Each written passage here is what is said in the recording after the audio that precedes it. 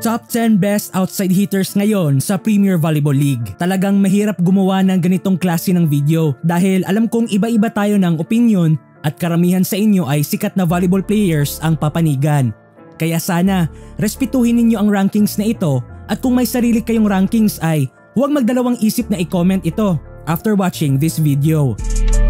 Before natin simulan ng official ranking, let's meet muna my runners-up outside hitters. Faith Nisperos ng Akari Chargers. Ara Galang ng Cheritigo Crossovers, Isa Molde ng Chocomucho Flying Titans, at Kate Santiago ng Farm Fresh Foxies. Simulan natin ang ranking sa ating number 10. Jolina De La Cruz ng Farm Fresh Foxies. Ang former F2 Logistics Cargo Movers outside hitter na ito ay maglalaro na sa Farm Fresh Foxies this season.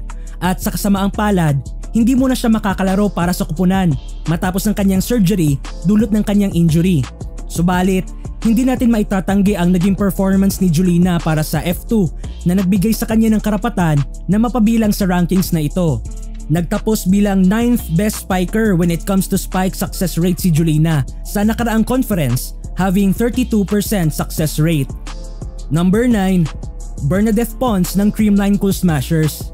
Hindi man full-time outside hitter si Pons dahil sa abundance na magagaling na outside hitter sa Creamline, subalit nakita naman natin ang efficiency niya sa tuwing ipinapasok siya sa court.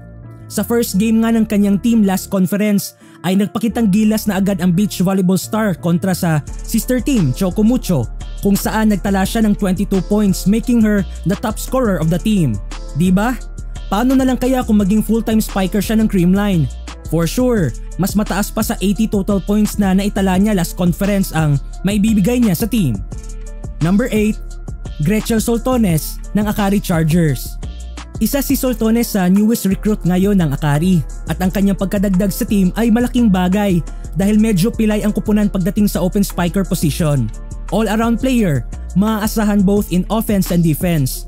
Pero medyo nagdim lang ng kaunti ang kanyang performance last All-Filipino Conference compared to earlier conferences. Pero hindi naman nabawasan ang pagiging top scorer niya sa Petrogas last conference dahil nagtala pa rin siya ng 152 total points, making her the 7th best scorer.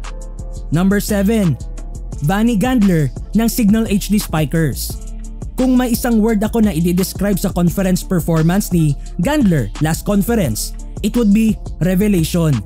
Talagang malaking revelasyon para sa HD Spikers ang pagkabilang ni Gandler dahil isa siya sa naging main scorer ng kupunan sa kanyang rookie year as a pro volleyball player. Siya ang naging second best scorer ng kupunan last conference, tallying 142 total points at 6th best spiker pagdating sa spike success rate. Highlight ang naging 22-point performance para kay Gandler nang pataubin nila ang Cheritigo sa Game 2 ng Battle for Bronze Series. For sure, malaki pa ang maiaambag niya sa kupunan sa upcoming season. Number 6, Ces Molina ng Signal HD Spikers. Inasahan nga na si Molina ang magiging mother ng Signal matapos ang absence ni Rachel Dakis last conference. As usual, MVP form pa rin si Molina leading the team as their top scorer na nagtala ng 172 total points.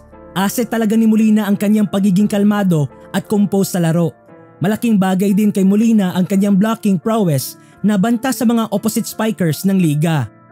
Number 5, Savannah Davison ng PLDT High Speed Hitters. Taas ng expectations ng mga PVL fans matapos ng balitang mapapabilang si Davison sa kupunan ng PLDT. At hindi naman tayo nabigo dahil maliban sa lakas nito ay talagang scoring machine siya ng team. Nagtapos siya bilang top scorer last conference, tallying 202 total points. Sa katunayan, kung nakaabot lang sa semi si Davison, ay isa siya sa MVP candidate last conference dahil kalat sa stats ang pangalan niya. Malakas talaga si Davison pero mukhang hindi pa talaga nakikita ang full potential niya dahil kung mapapansin nyo last conference, hindi pa talaga nakukuha ang saktong sets para sa kanya. Subalit, dahil madiskarte at magaling siyang spiker, nagagawa pa rin niyang mag-adjust at magtala ng limpak-limpak na score. Number 4, Eliza Valdez ng Creamline Cool Smashers. Dito ako kinabahan dahil alam kong may sasang-ayon pero talagang marami ang hindi. Pero as we all know, during sa peak ni Eliza, siya talaga ang number 1 best outside hitter sa liga. With her age and also due to her injuries history, talagang naapektuhan ng konting-konti ang kamandag ni Valdez. Subalit, hindi natin maitatanggi na one of the best pa rin si Valdez at pinatunayan niya ito last conference matapos maging clutch queen creamline sa mga crucial games nila. Hindi man siya ganun kalakas gaya ng dati pero bumawi naman siya sa floor defense na talagang asset niya today kumpara noon. Number 3, Ea Laure ng Cherry Tigo Crossovers. UAAP pa lang ay talagang inaabangan na ang pagiging pro player ni Ea sa PVL. Mala MVP din ang pormahan ni Ea last conference natapos niyang pangunahan ang Cherry Tigo Crossovers patungong semifinals.